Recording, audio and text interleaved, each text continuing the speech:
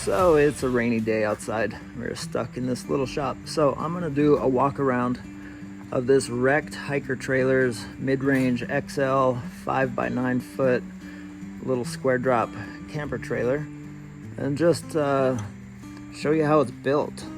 Things I like, things I don't like,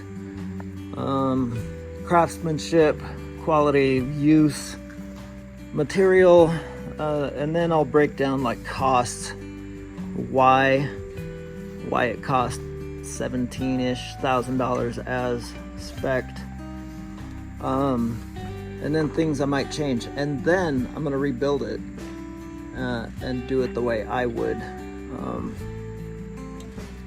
I've got no issues with these guys. I don't know who they are. Guess they are out of Indiana, kind of camper building central. But yeah, I bought this thing pretty cheap at Copart. Want to see how they're made and then build my own little weekend getaway trailer. So this thing took a pretty hard hit. I hope whoever's this was, they're okay. But you can see the awning pretty thrashed. This door was ripped out. I did not get that. Fender pretty hurt. The axle is actually a little bit tweaked, and so is the frame. You can see it's slightly bent down right here. But I was actually shocked just how it's built. I will say the craftsmanship is really well finished, but how it's built shocked me a little bit. It is 3/4 finished plywood with 060 aluminum glued to the outside, and then it was just doweled and glued together. The roof is I can't remember, 040 aluminum and then bent. It's one piece, which is pretty nice. On top is a Max fan.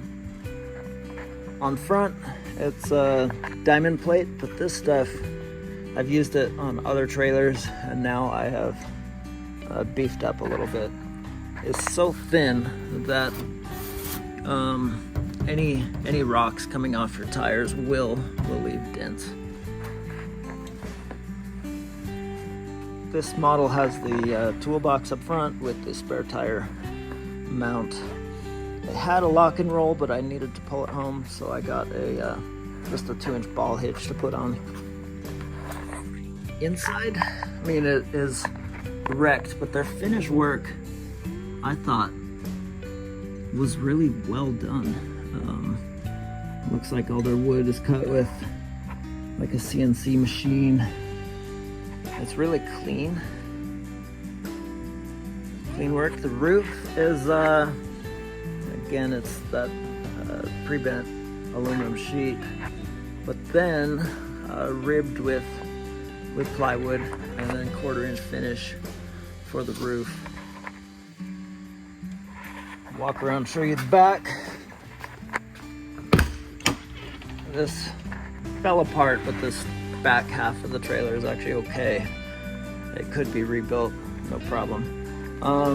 This is the galley kitchen food prep area with pass through. This was the upper shelf unit here, where you could store clothes or whatever with a reach through, pass through from the sleep area.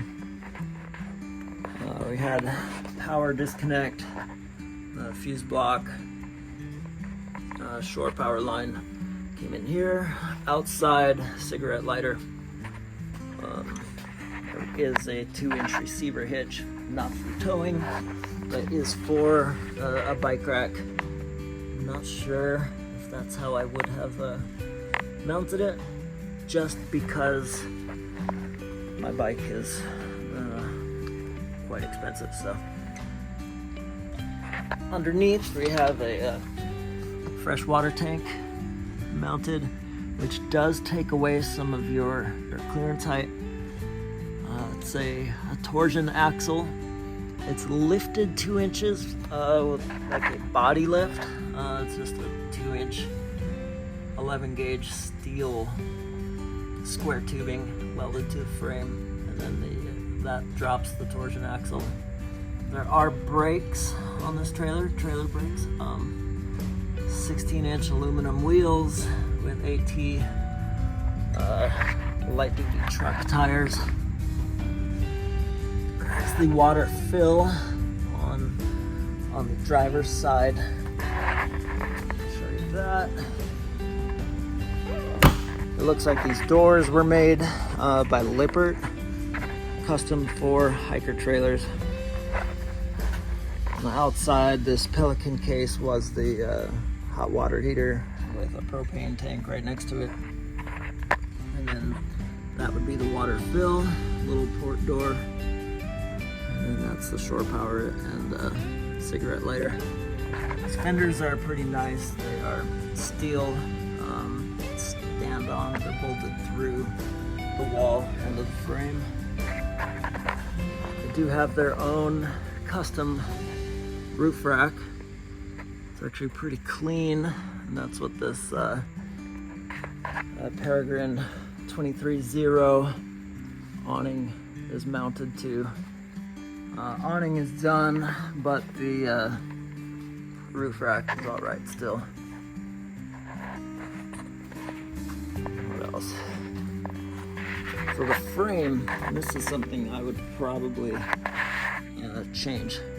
It's 2-inch square 11 gauge steel tubing, which I guess is pretty standard.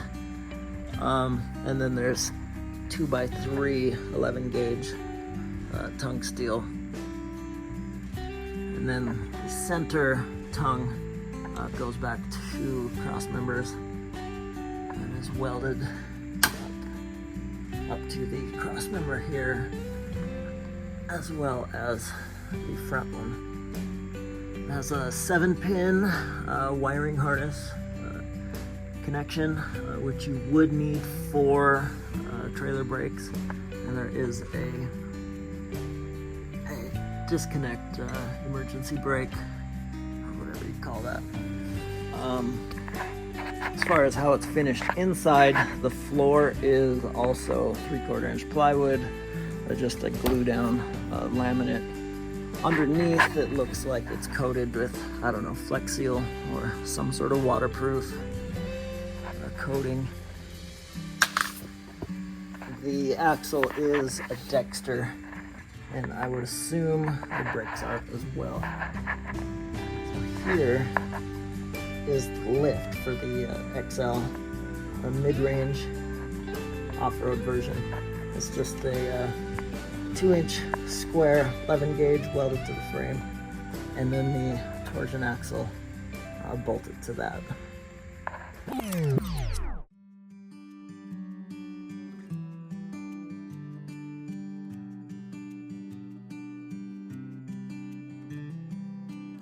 Here's where we're at. That's for the original rear door. That'll fit here. May have to get different doors, so that's why these are left open for now. I should know in the next day or two if I can make the old doors work. They were a little rough, but I might be able to rebuild them. Windows will go back here. I did raise the roof in the back half 8 inches. It will still fit in a standard garage. This is about 6 feet 9, if I remember right. So a little bit of room to put some rails on top. But without a load up top, it will be able to fit in a garage.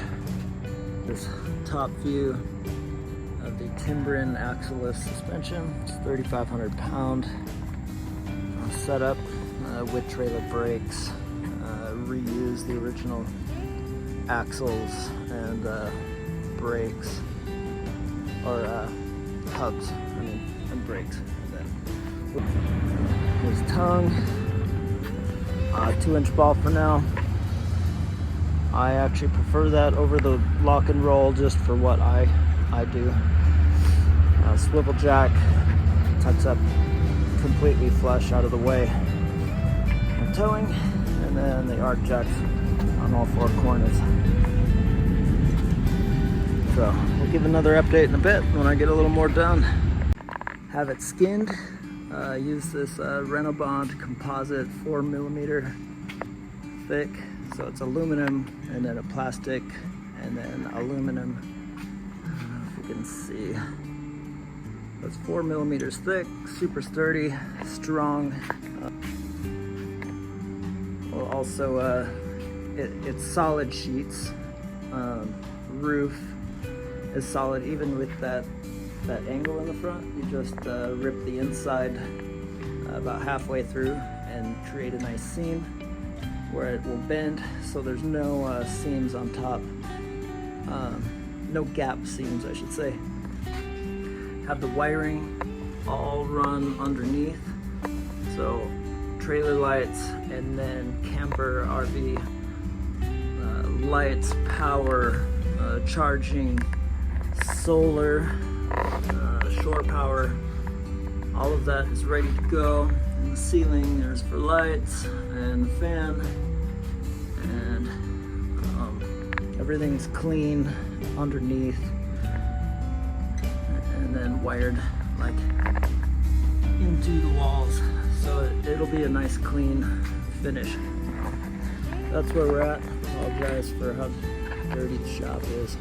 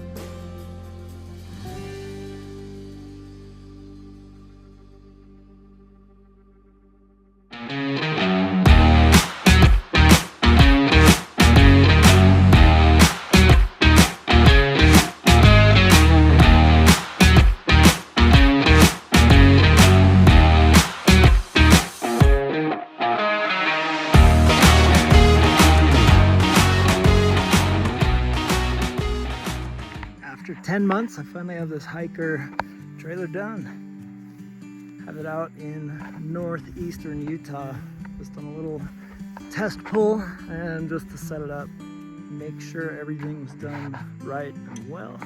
I think it is. Let's do a quick walk around, show you what exactly I did. It's now 5 foot by 10 foot instead of 5 by 9. So just added a foot while we're redoing the frame anyways, just to add a little more to the galley, the kitchen galley, and just make it a little more functional for what I would want. Anyways, just a quick walk around. There's a mini toolbox on the front now. There's 2 100-watt solar panels, so 200 watts total, with a max fan that also has a temperature sensor in it. Double doors on the side again, added some side lights. Let's see, there's a Timbrin axle-less suspension. Moved the spare tire to the rear and the side, just balancing weight. And used like a Backland Expedition mount for that. Reused shore power, added solar hookup, solar wire is up top, just coiled. Just run it down the side within those clips. On all 4 corners, there's arc overland jacks. These things are awesome. You can set them at pretty much any angle, and they extend to 24 inches. See, there's a camp shovel mounted on the side. 23-0, matching trash roof that you can just tuck away inside as you're traveling. There's a brand new Peregrine 23-0 270 awning. So here's the door that got reused. All new wiring, new lighting. There's a trailer hitch and like bike racks, I should say. You don't want to double toe this. Underneath, under lighting all the way around, which is awesome at night. We upgraded the aluminum. It's a full size up, so it's 060, it's a 040 diamond plate aluminum. Reused the propane mount on the side. Added a Dobinson's water tank on the side as well. And there's T-slot track all the way around now. So that's what these side accessories are mounted into. So you could loosen, rearrange, move them anywhere around the trailer. So here's the galley. There's an ARB, brand new 40 quart, 12 volt or 110 fridge. You can plug that in to shore power or running off battery. And there's power back here. There's a interior light underneath, exterior light, and then USB 12 volt right here. We hinged this galley so that will fully open up. If you want to put like larger items, you can fit a bike, a canoe, paddle boards. Those will all fit inside now. Got this hinged table. So I'll show you that when I have two hands. That'll hinge up out of the way, latch up here. Paper towels, interior lights, stove storage. It's a camp chef. And here's a battery box with a 200 amp hour lithium LiFePO battery. Shore power, which comes in right here. Battery disconnect, fuse block, and then the Renogy, the solar controller. So that's the rear.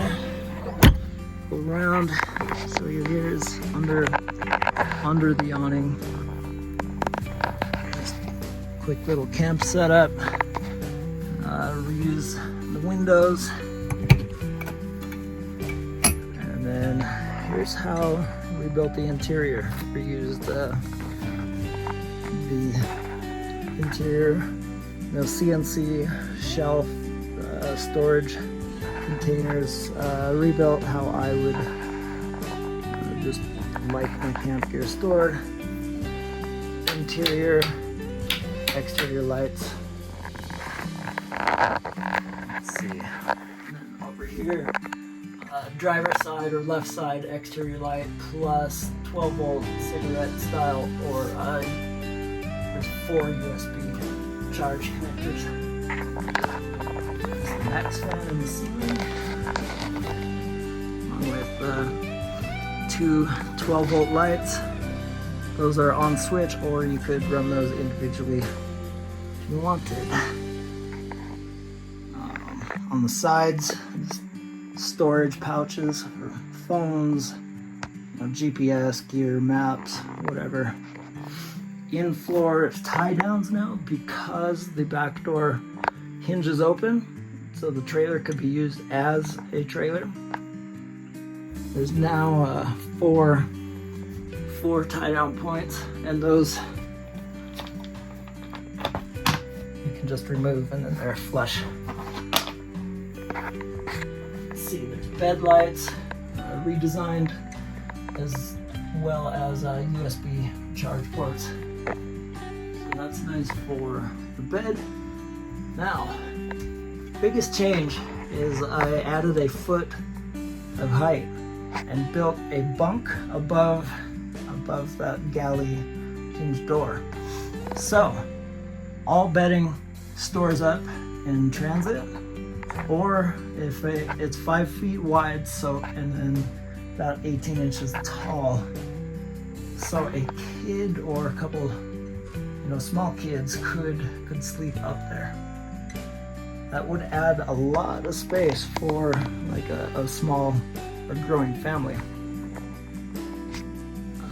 Let's see. So that's the inside. Keep going around, showing the exterior. There's again those arc jacks on all 4 corners, running lights, under lights. See those LEDs? In the dark, super handy, they're not your eyes. But then there's also like camp lights off the side. Storage, A-style, toolbox up front where with extra tools, gear, whatever. Super easy to store. I did switch away from the lock and roll, which the lock and roll that was on it was bent. Didn't want to reuse that. I did add a 2-inch standard ball and then a dual wheel tongue jack. The reused wheels, tires, fenders. And again, those are anchored into the frame itself.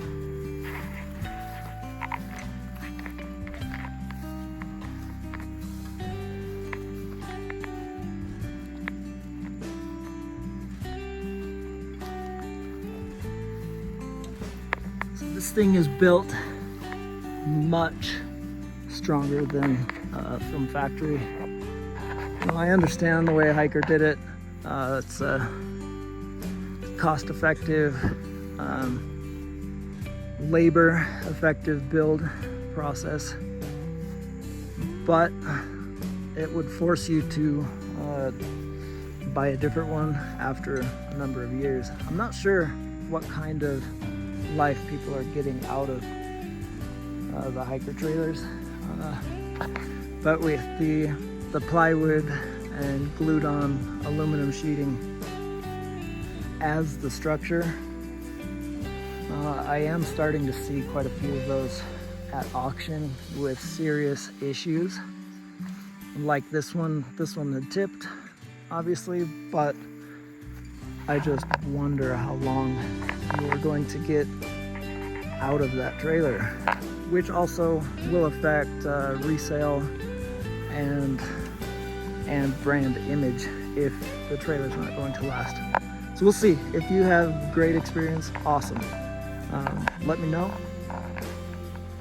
But after rebuilding a number of campers and vans and building custom trailers, I've just found if you want it to last, build it a little better. And of course, these days with material cost, you are just going to accrue a much higher expense in doing so. So I'm not blaming Hiker on their price point. It's just not how I would do it. Again, if you want it done differently, I'm not going to complain. I'm just going to do it differently. You ask 10 people what they would do, probably get 10 different responses. However, this is how I would do the Squaredrop or teardrop style camper, especially an off-road one that you want to drag down some of these nasty roads like this one. If you have any questions, let me know. Drop a comment. Happy to answer that. Hope this showed you how a lot of these square drops and teardrops are built. You know, it's fine for general purpose, but I just think it could be better. As I'm sure somebody could build this one better too. But I'm happy with this. It should last a very long time. All right, thanks for watching. See you on the next video.